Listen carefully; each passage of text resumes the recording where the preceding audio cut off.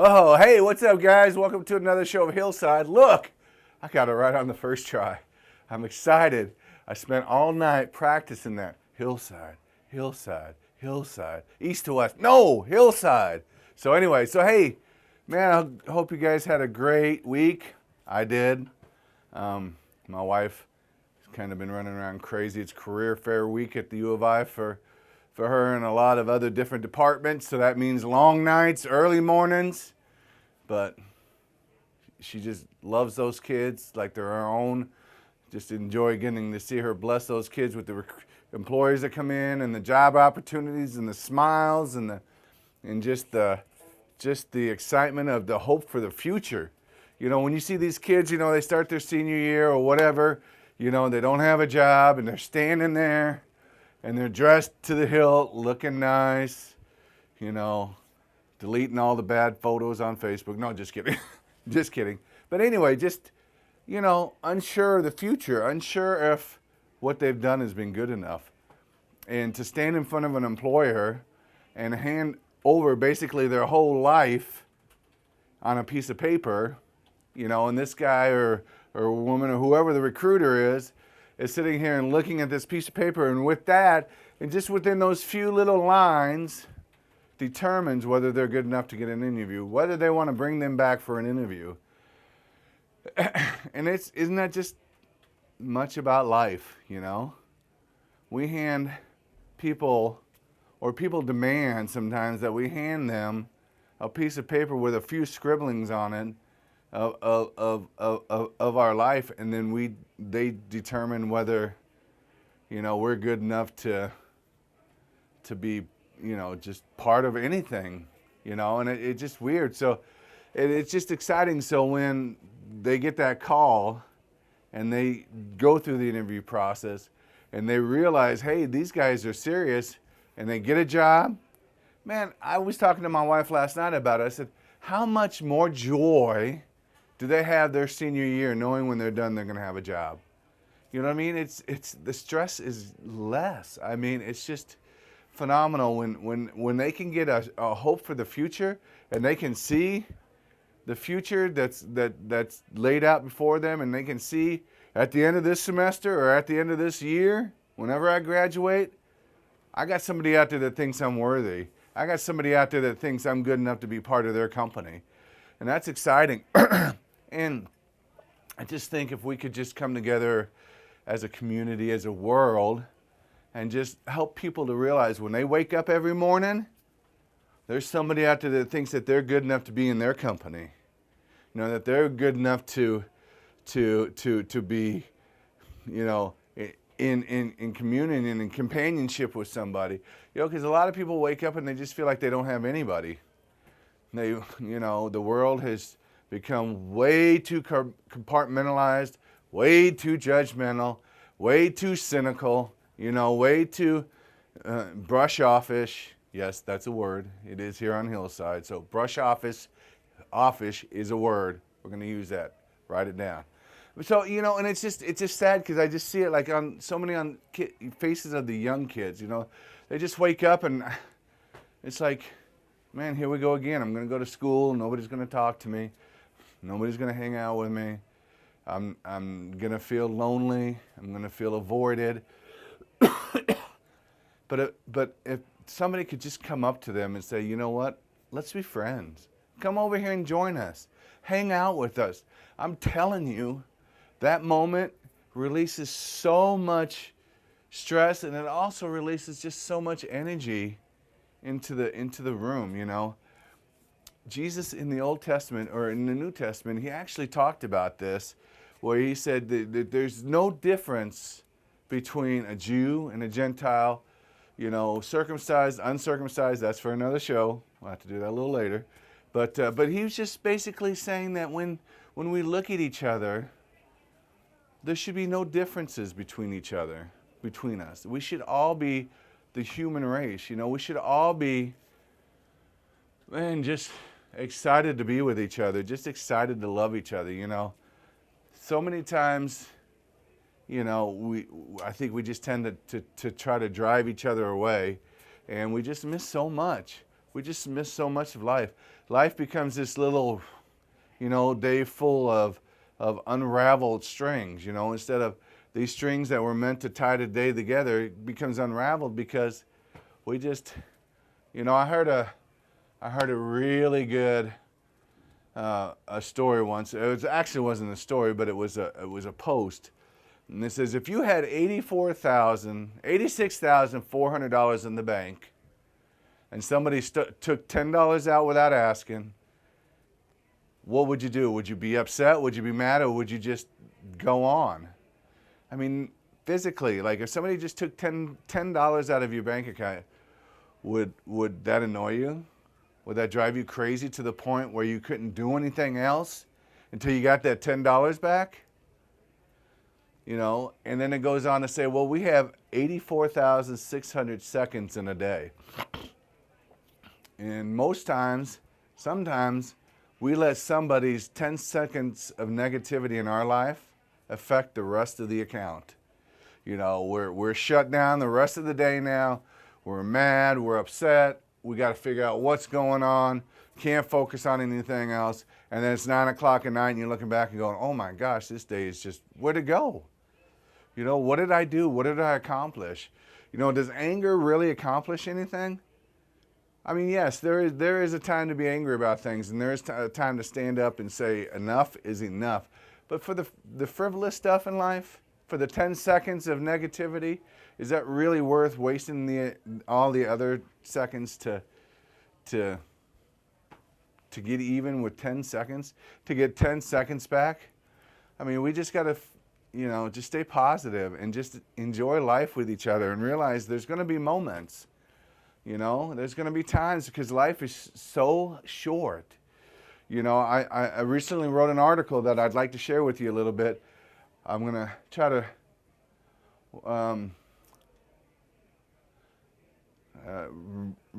not word for word, but just paraphrase what it says. On a Monday, a few years ago, I got the call that my brother had passed away, my younger brother. And I hadn't seen my brother in, at that point, what is that, 3 years? 12 years since the day my mom died. It was just too hard. It was just too much. So I thought, And years went by and I thought, oh, you know what? I should reach out to him. I should try to see where he's at, try to get back into contact with him. And so a couple years before he passed away, I searched for him on Facebook, found him, and began to chat with him.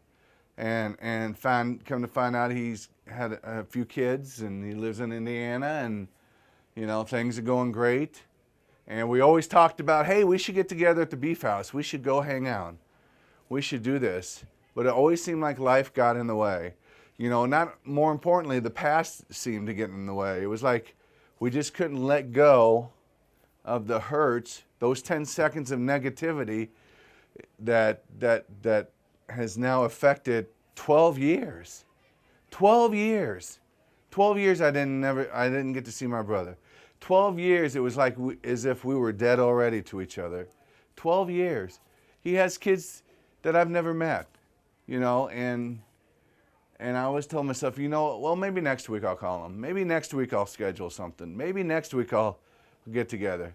But it was just an empty promise. It was just an empty statement on my part, because I just couldn't get over, the bitterness of the sadness of my mom dying, and I couldn't get over just all the things that had happened growing up with each other. Oh my gosh, if you guys have brothers and sisters out there that you haven't seen and that you have issues with, let it go. Let it go. The 10 seconds is not worth a lifetime. It's not worth that. And it just, I put it off until I got a message on a Monday afternoon at 2:30 that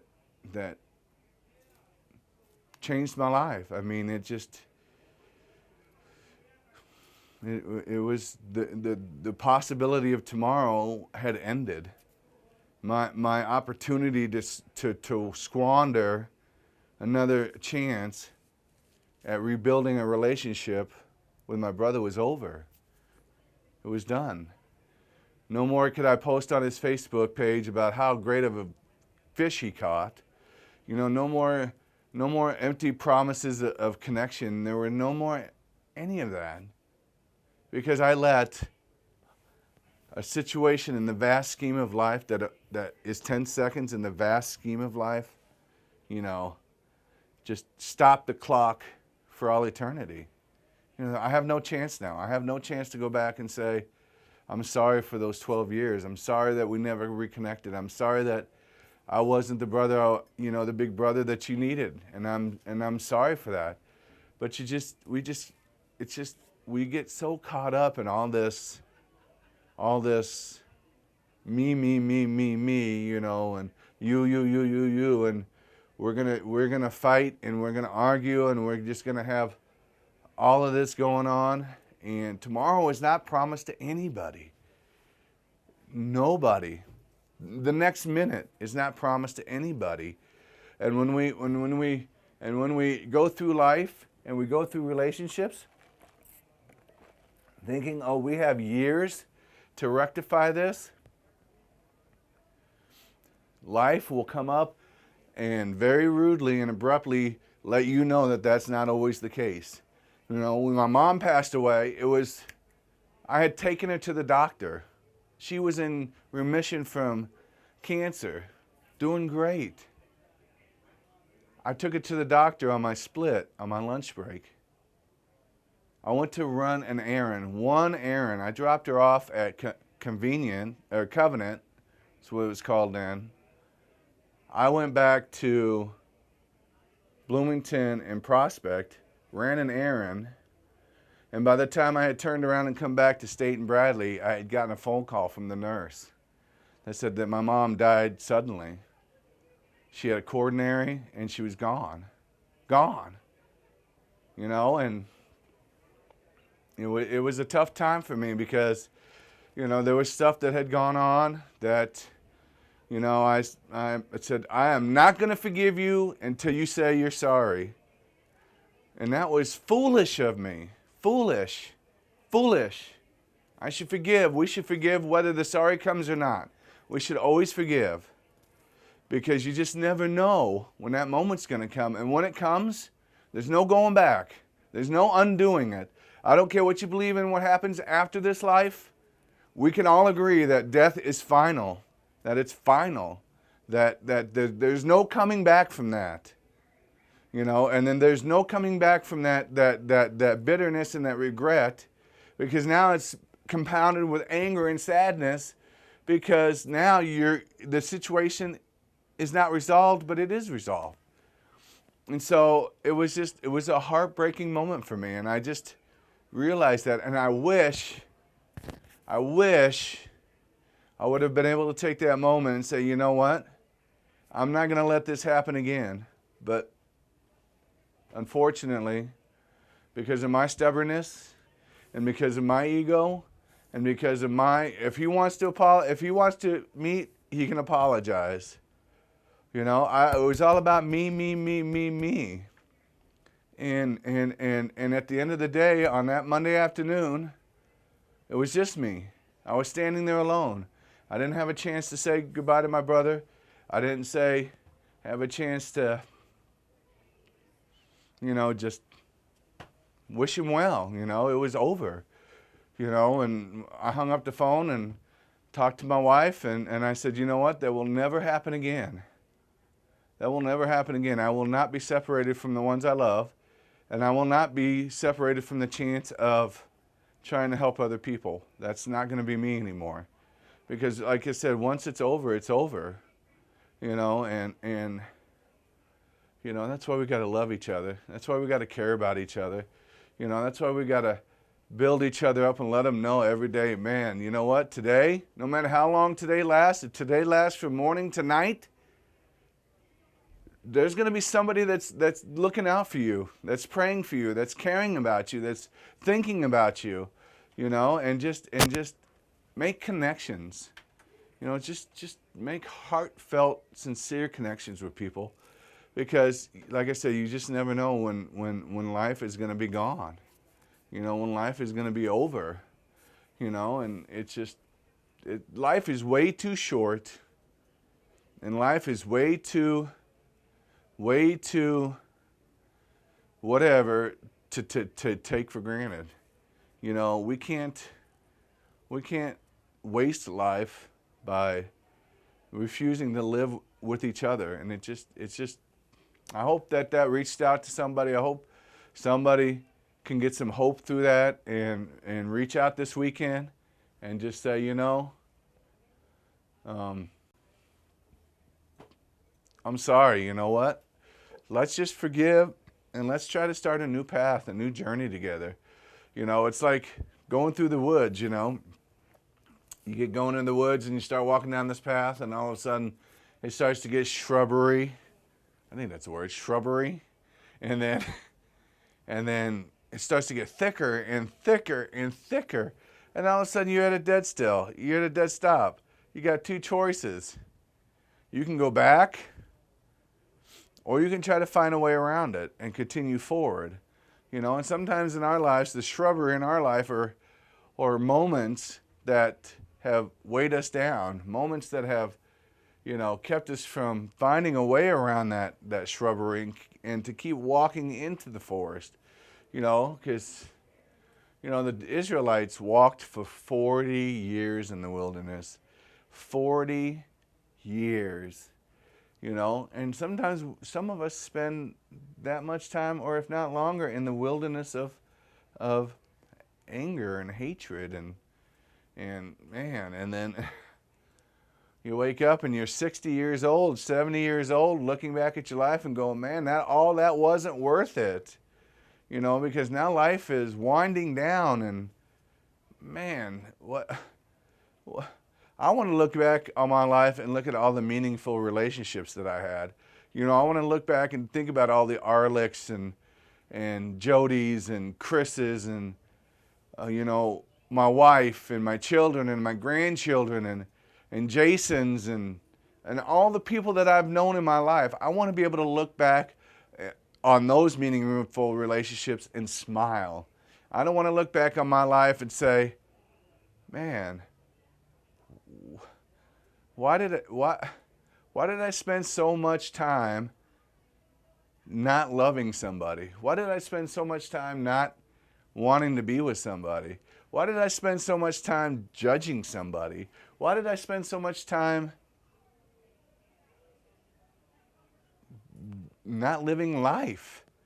I don't want that. I want to be 70 years old and be able to look back, and every person that I think of in my life, I want to be able to smile. I want to be able to say, man, I'm glad I got to love that guy. I'm glad I got to love that girl. I'm glad I got to, when my grandchildren were born, I thank God that He let me live long enough to see my grandkids get born. That's one of the greatest blessings in my life. I love them. We watch Bubble Guppies together. I'm not ashamed to admit that. I'm a Bubble Guppy guy. I'm a Thomas the Train guy. We sit down, we'll pop the iPad on. I don't care where we're at, church, restaurant, street. Well, not in the street, but anywhere. Because it just brings joy. It just brings joy to my life. And when we know each other, and we think about friends, and we think about people who are going to be our friends, I'm excited for the new friends that I'm going to meet in the next year. 2 years, 5 years, 10 years. I'm excited about who I'm going to hang out with when I'm retired.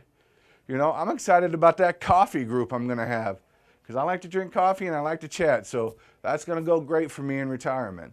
So, but it's just if we just waste life, being bitter about stuff that's happened in the past. Yeah, it sucked for me. And I know a lot of you out there have stuff that's happened to you that just sucks. I get it. But if we cling to that, we're wasting all those seconds, all those moments in life when we could be reversing those negative moments with the positive moments. And then when you look back and you think of that situation or that person or whatever, you get to see it in a positive light. You get to see it in love. You get to see it in a moment of reconciliation. You get to see it in a moment of bonding and be like, oh man, I can't wait to take my grandkids to my first Cubs game. I'm excited about that. My father, when I was 5, bought me this awesome Lionel train. He bought me the engine and 2 cars and track. And every year for Christmas, I got a set of track and I got one more train, one more car. And by the time I was 12, this thing was massive. The track would go all the way around my house. It would go through the living room, under the kitchen table, back around, and it was just great. And every Christmas morning, my father and I would set this thing up after all the presents were open and everything was cleaned up. And I just remember spending hours sitting in front of him, getting to drive this train. It was exciting. And you know what? When my grandson EJ turns 5, you can already guess what he's going to get for Christmas. He's going to get a Lionel train. He's going to get an engine, 2 cars, and some track. And every year, him and Papa, as long as I'm on this earth, are going to sit there and enjoy the train ride together. And when EJ gets grown and he turns 5, we're going to have 2 train tracks running through that house. And it's just going to be just a blessed, glorious time. Those are the moments I'm looking for. The moments where I can come together with somebody in love and joy and laughter. I don't look for moments when we're bitter and angry and nasty with each other. Those are not the moments that I want to be associated with. I want to be associated with moments of love, because love grows things. It does. It does. It grows opportunities. You know, you don't stand here like this. You stand here like this. You know, I don't pick my grandkids up with clenched fists. You know, that's silly. They come running to me, I pick them up with open hands. You know, when somebody comes running to us for help, or somebody comes running to us for forgiveness, we should not be greeting them like this. We should be greeting them like this, with an embracing posture. You know, say, you know what, it doesn't matter. Grab them, hold them, say, it doesn't matter. It doesn't matter. We're going forward from this moment on. Yes, are we going to live perfect relationships with each other? I'm not trying to say that. Absolutely not. We're human. Come on now, we got emotions. But if we could start building our relationship on love, so when those emotions come and those moments come, we're not standing here like this with each other. We're standing here like this. Like, yes, we're having a moment, but I'm still reaching out to you, and you're still reaching out to me. And we're not going to let that moment ruin the rest of our life together. And so it's just when we can flip that mindset around and say, you know what, I'm going to love you no matter what. Jesus said that. I'm going to love you no matter what. I mean, I'm going to love you so much, I'm going to do the unthinkable for you. You know, and it's just crazy. If we could just get that mindset of love inside of us, and it just will help grow opportunities and just, I'm telling you, we can enjoy life a lot better than, you know, living it apart. So get out this weekend. There's a lot of stuff going on this weekend, a lot of great stuff going on this weekend, a lot of great events that you can get out and celebrate community with the community. You know, that's just an awesome feeling when you can get together. You know, I say it all the time on the show, but I'm going to say it again. I love when I go out to eat. And my wife hears it every time we go out. But you know what? She's gracious enough and she loves me enough that she listens. I just love when I go out to a restaurant and I see other people there at the restaurant. It's just kind of cool that at some point during the day, we all had the same idea. You know, let's go out and eat at this restaurant. And it's just great if we could just all wake up with the same idea every morning. That no matter what happens today, I'm going to love you. I'm going to walk in love. And I'm going to walk in hope and forgiveness. And then at the end of the day, when you put your head down, you can go to sleep with a smile because you can think about all the wonderful, just the wonderful moments that you had in life with people. with just humanity, you know? And it's just, it just gets tiring when I hear all the differences that we have. Everybody out there, hold up your hands. How many fingers we all got? 10, right? 10 fingers. You got 10 opportunity every day to reach out to somebody. 10 opportunities 100 times a day to reach out to somebody. 70 times 7, we're supposed to forgive and love. 70 times 7, you know? And so with that, I'm just going to wrap it up here. I'm excited for this weekend. Just go out and love on somebody and bless somebody. Be a blessing to somebody. And once again, like I always like to leave the show, is go out and make a stranger a friend, but more importantly, don't make a friend or a relative, someone that you love, someone that you have a connection with more than anybody in the world, a stranger. Because we're not meant to be strangers in a strange land. We're supposed to walk this world and this road together, hand in hand, helping each other up out of the mud and walking on to the destiny that we're all designed and created for. So with that, I love you here at East Hillside. Damn, almost got through it. Hillside. We will see you again next week. Have a great weekend. You know, I just realized that I said go out and have a great weekend, but this is going to air on Sunday. So this is Friday. So if you happen to see it on Facebook later, go out and have a great weekend. But of those of you that are watching on Sunday, I hope you had a great weekend. And I'll talk to you later, guys. Have a good one.